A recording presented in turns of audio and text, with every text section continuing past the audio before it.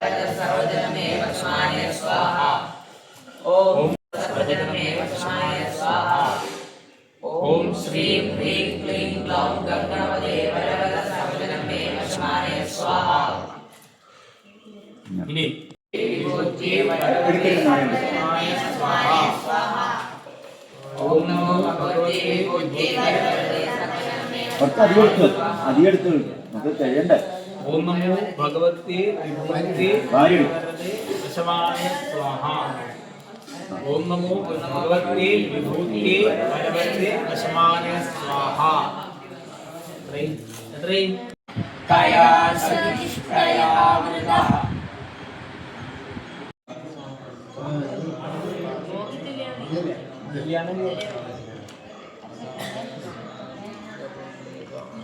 കേൾക്കണേ ബാക്കിയുള്ള കേൾക്കണേ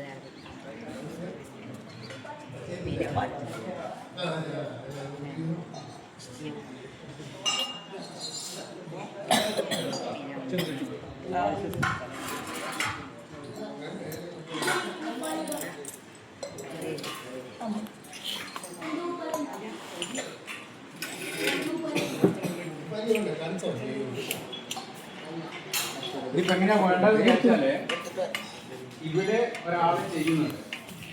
ആ ചെയ്യുന്ന സമയത്ത് നിങ്ങൾ മന്ത്രം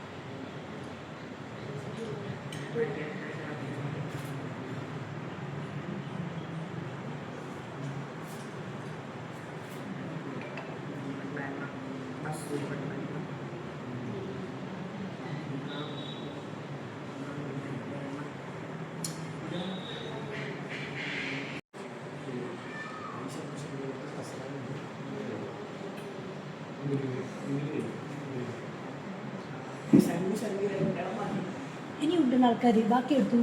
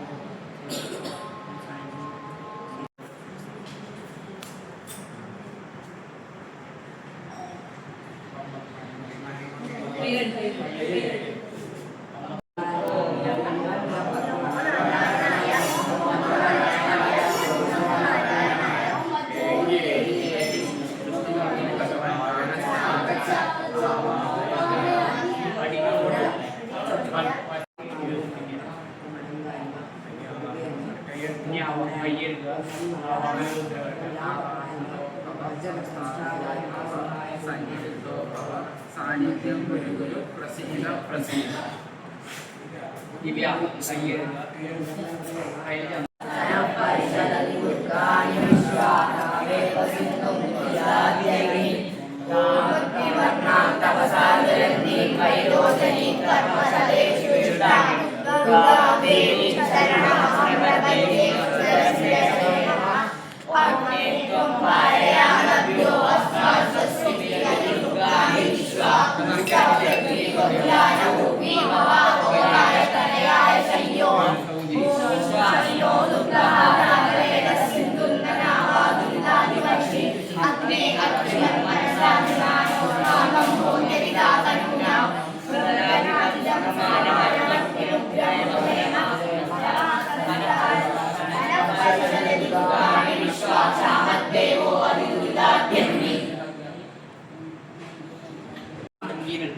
ओम विद्याय नमः ओम ह्रीं दुर्गाय नमः स्वाहा ओम भूम दुर्गाय शिवाय नमः ओम ऐं दुर्गाय कवचाय नमः ओम ह्रां दुर्गाय वस्त्राय नमः ओम ह्रौं दुर्गाय नेत्रत्रयाय नमः साध्यनारायणाक्षी दैवी गायत्री चंद्र श्रीनारायण ऋषि गायत्री चंद्र चंद्र श्रीमूल दुर्गा देवता ദേവതത്തിലെ മിമിക്രി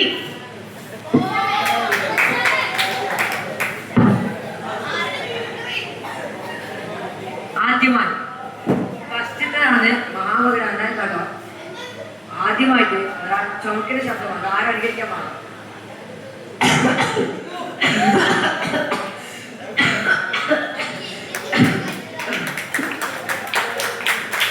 അടുത്തതായി ആരും കേൾക്കാത്ത ഒരു വലിയ പാട്ടാണ്.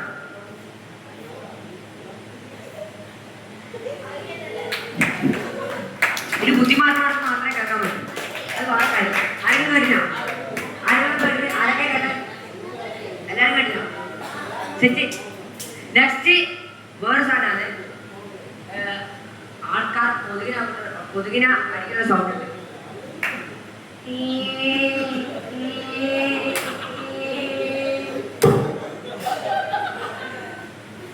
ഇത് അപാരമായ ഒരു കഴിവുള്ള വ്യക്തിക്ക് ചെയ്യാൻ പറ്റും. നെക്സ്റ്റ് ഒരാൾ വെള്ളം കുടിക്കുന്ന ശബ്ദം.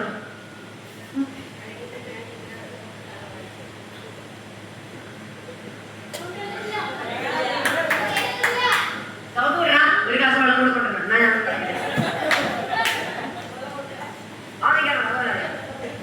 നെക്സ്റ്റ് എന്താ ചെയ്യണ്ടേ? കേട്ടോ?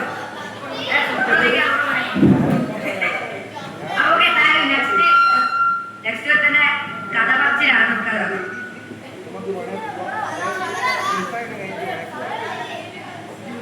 ഇന്ന് ഞാൻ പറയാൻ പോകുന്നത് ചെന്നായയും ആട്ടിൻകുട്ടിയും തമ്മിലുള്ള ഒരു കഥയാണ്.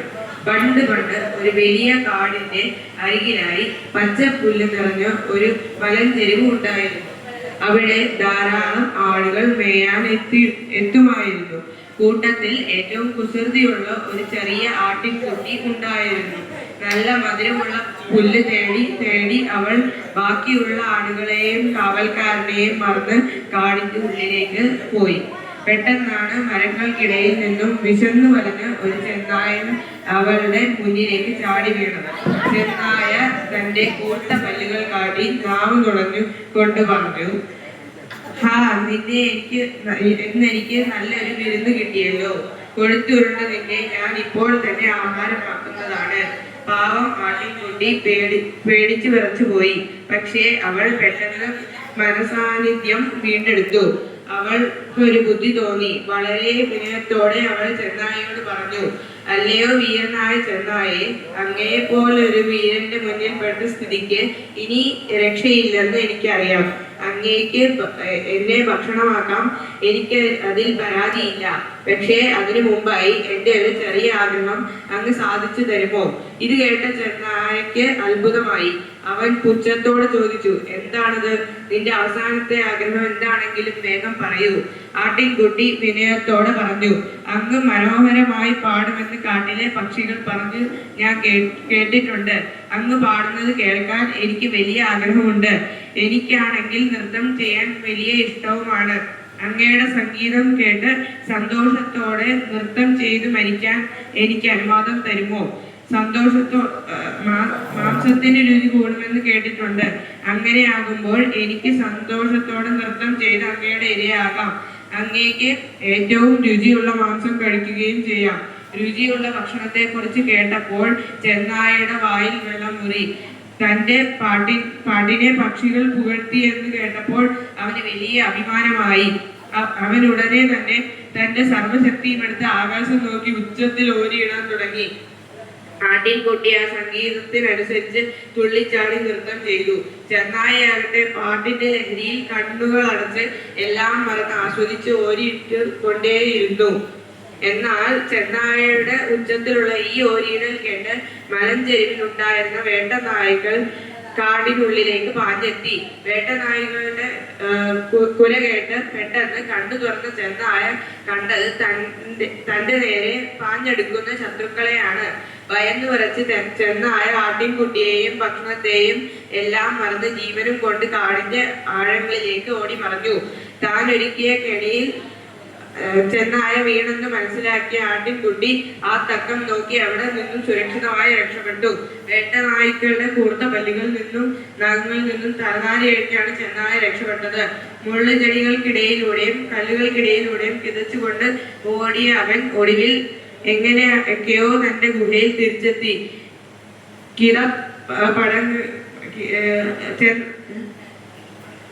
കിടപ്പടങ്ങിയപ്പോൾ ചെന്നായ സങ്കടത്തോടെയും അതിലേറെ ദേഷ്യത്തോടെയും സ്വയം പറഞ്ഞു, കഷ്ടം, എനിക്കിത് വേണം. ഓരോരുത്തർക്കും ഓരോ ജോലിയുണ്ട്. എന്റെ ജോലി വേട്ടയാടലാണ്, അല്ലാതെ പാട്ട് പാടുകയല്ല. ആ കൊച്ചു ആട്ടിൻകുട്ടി ബുദ്ധിക്ക് മുന്നിൽ ഞാൻ വിഡ്ഢിയായല്ലോ. കരുത്തനായാൽ മാത്രം പോരാ, ബുദ്ധിയുണ്ടെങ്കിലേ ജീവൻ നിലനിർത്താൻ കഴിയൂ എന്നെനിക്ക് മനസ്സിലായി.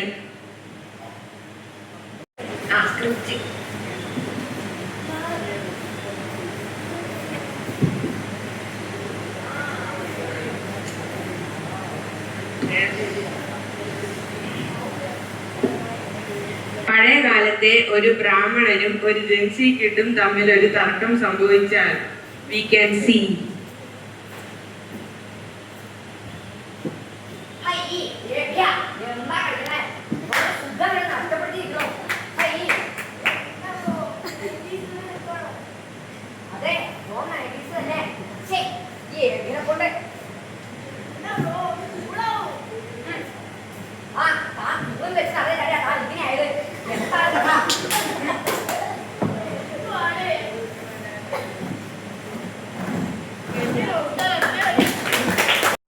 വടകര ചെരണ്ടത്തൂർ വെച്ച് നടന്ന പരീക്ഷയിൽ മുഴുവൻ ഏറ്റവും ഉയർന്ന മാർക്ക് വാങ്ങിയ ദേവദത്തിന് ഒരു സമ്മാനം കൊടുക്കുകയാണ്. അതുമാത്രമല്ല, ഒപ്പം തന്നെ ദേവദത്തിന് ഒരു ക്ലാപ്പ് ഉണ്ട്. എന്തിനാണെന്നറിയാം? ആ ദേവദത്ത് തന്നെ പറയും. അതായത് നമ്മൾ 29-ാം തീയതി ക്യാമ്പ് തുടങ്ങിയ ദിവസം ഒരു റിസൾട്ട് വന്നിരുന്നു. ഒരു പരീക്ഷയിൽ സെലക്ഷൻ കിട്ടിയിട്ട് സ്കോളർഷിപ്പോട് കൂടിയിട്ട് +2 വരെ NMME അല്ലേ, NMMS സെലക്ഷൻ കിട്ടിയിട്ടുള്ള ദേവദത്തിന് നമ്മുടെ എല്ലാവരുടെയും അഭിനന്ദനം. അപ്പൊ ഈ സമ്മാനം കൊടുക്കുന്നത് നിങ്ങൾക്കൊക്കെ ഒരു മോട്ടിവേഷൻ ആവാൻ വേണ്ടിയിട്ടാണ്. എന്തിന്? കൂടുതൽ അധ്വാനിക്കാൻ, കൂടുതൽ പ്രവർത്തിച്ച് നേട്ടങ്ങൾ കൈവരിക്കാനുള്ള ഒരു പ്രചോദനമായിട്ട്, നിങ്ങൾക്കൊക്കെ ഉള്ള ഒരു പ്രചോദനമായിട്ട് അത് ഒരാൾക്കേ കൊടുക്കാൻ പറ്റും. ആ സമ്മാനം ദേവദത്തിന് കൊടുക്കുകയാണ്. സമ്മാനം ഏറ്റുവാങ്ങാൻ ദേവദത്ത് വരും.